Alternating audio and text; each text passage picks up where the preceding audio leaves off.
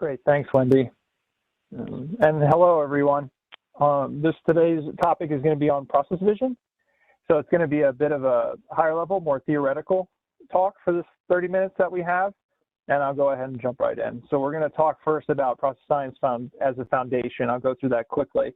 And then we're going to talk about what it means to see in process, where we'll talk about the patterns between natural, human, and business processes, and sort of the fundamentals of understanding value-driven processes and simplifying decision-making around that framework. Let's see. Okay. So what is a process? I start a lot of talks with this particular concept, but you all may recognize or think of a process in these terms, which are inputs go into process and create outputs. But this is not quite the entire story, because as you can see, the question here is nobody wants the outputs. Will a process continue to exist? So the thought you want to ask yourself at a foundation is, can the outputs of a process be unqualified as part of that definition? Because if nobody wants a process outputs, that process is not going to get any energy going forward, and that process won't exist. So the idea of a process being just inputs turning into outputs is not quite comprehensive. So the process science definition that we use is the process is actually a mechanism that transforms energy into value. And energy could be anything that drives the process forward in the abstract sense. But in the business sense, we're mostly talking about human labor and capital. But if you think about those things going into process, value has to be the output. Otherwise, a process cannot persist over time. And that's one of the foundational concepts from a process science perspective, that you have to qualify that. Otherwise, your definition is not comprehensive. Some definitions of business process could be sending an invoice, preparing a proposal. These things a lot of you have probably seen before. But in general, the idea of this slide is to let you know that process is truly everything. Anything could be a process. If you look at the definition of energy coming in to drive activity and creating value as a result. That means when you're studying process or you're working with process, process is not bound to, a document. It has to be documented to be a process, or it has to be some bureaucratic sequence of activities. Process is everything in motion in your workplace.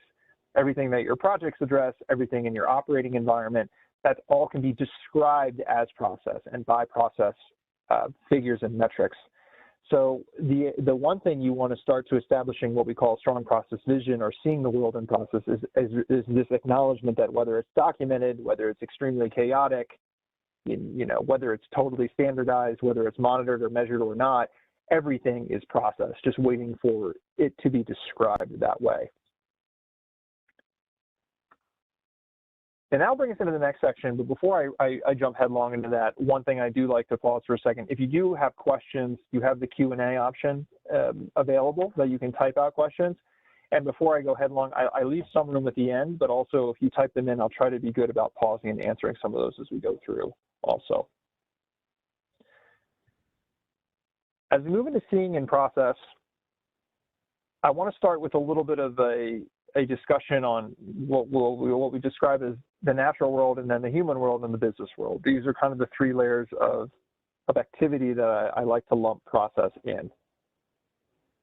So when you talk about process science and studying how energy flows through the universe and through processes, it's very easy to say, okay, well, we're talking about the business context. But when you're looking at process at this level, you can really look at, well, how do natural processes take in energy effectively and efficiently and create value at high yield? And then how does that carry on to human processes? And then how do humans aggregate together and create even larger processes, which end up being business processes? So one thing, if you're developing a larger vision about what is the domain of process engineering, process study, you want to think about, okay, well, there's process examples all around me in nature. There's process examples in my daily life. You could even be at home thinking about process, doing your laundry, cooking, doing the personal finances. All those lessons, all those parallels are applicable to business processes. So a lot of people have this idea that, business process is this very convoluted, difficult thing to get your hands around, and it's infinitely varied. To some extent, you can look at it that way and it can be true, but the reality is that processes work fundamentally in very similar and very predictable and consistent ways. And the energy that makes a good process in nature is what powers you as a human being, and then what powers human society, and what in turn powers business processes. So, there's a lot more that could be said, but in the context of a 30-minute discussion, I want to kind of broaden your field of vision on what process is and what makes good process. And this, again, kind of gives you a little bit of stuff to read on and the slides, but I kind of just talked about it in terms of the evolutionary hierarchy of, processes had to evolve through nature and then through us and then through businesses. So if you want to think about those things in that way, this slide just gives you a little bit more to bite onto in terms of reading content. Because everything is really, if you've heard of holacracy or the idea that everything are holons is part of a greater whole or pieces of a greater whole, this is part of that same conversation. So that's that at a high level. And now we go into understanding value. So remember, our definition of process, at least in this context, is energy drives process. Process is the mechanism that transforms that energy into value. So value is always our focal point for talking or qualifying or quantifying processes. So you can see here that value is the endpoint. So I'm going to give you another simple equation if you haven't seen it, but value is just the difference between benefits and costs. And benefits are subjective, and they can change based on your circumstances, your needs, the natural learning curve, what you have at your disposal. They're completely based on the perception of the user. Costs are kind of our universal equalizer. So costs, in our current context would be dollars and cents, but this is an objective measure that's really translated to something that we can then use to compare benefits, right? So if you remember from your basic algebra classes, when you're taking, X and multiple variable equations, and then this example might be a bit convoluted, but you want to keep one variable stable so that you can compare the other variables and actually cross out and kind of create insight from that comparison.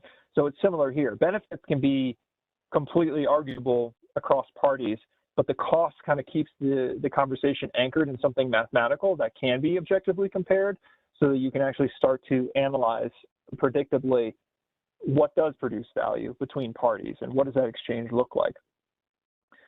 But overall, what you're attempting to do is create benefits in excess of your costs, and the difference there is what would be positive value creation.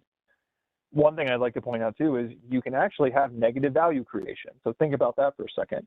When you're talking about process output as value, you can have a process in your organization that produces negative value, which means that the benefits do not exceed the cost of that process. Hi there, hope you enjoyed that last clip.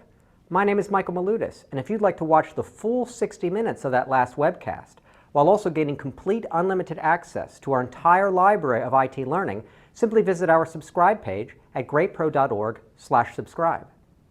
Unlimited annual access is $199 per year, but if you use the coupon code LEARN2EARN, you can drop that membership fee to just $149. That's less than $13 per month for unlimited access to over 1,000 hours of on-demand career development, covering the entire spectrum of IT management best practices, including business analysis and requirements, software development, quality and testing, risk management, process improvement, project management, and even digital transformation. But your membership doesn't just give you unlimited access to our vast learning library. You also get free access to our mobile app, as well as direct access to our network of over 300 of the world's leading IT consultants, all of whom are dedicated to putting practical knowledge at your fingertips so that you can learn more and earn more. I hope you will join me in becoming a member of the Great IT Professional and advancing your career with us. And if you're on YouTube, don't forget to hit that subscribe button above so that you get notified whenever we publish new free webcasts each week of the year. Thank you for your time and best wishes for your continued success.